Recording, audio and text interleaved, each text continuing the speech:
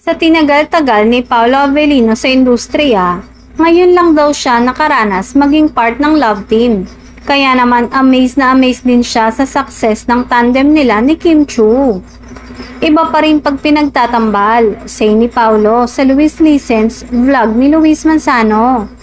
Parang pag pinagtatambal yung dalawang artista na may chemistry, of course the fans keep rooting for them to be together in real life. Parang ang dami. Pero ako naman, in my case, sinubukan ko talagang iwasan for the longest time. Because I really wanted to grow as an actor and I really wanted to study everything behind sa likod ng camera. Una silang nagkasama ni Kim sa linlang at aminado si Paolo na hindi nila in-expect na mamahalin ng tao ang kanilang tandem.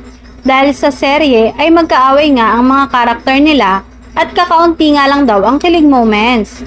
Kaya naman labis ang kanyang pasasalamat sa mga tumatangkilik sa Kim Pao Love Team.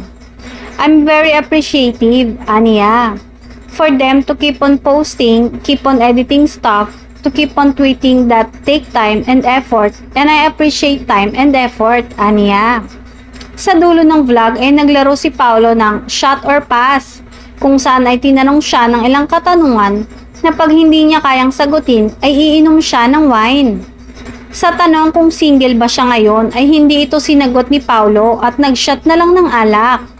Sumunod na tanong ay kung may nililigawan ba siya ngayon at shot din ng alak ang sagot niya.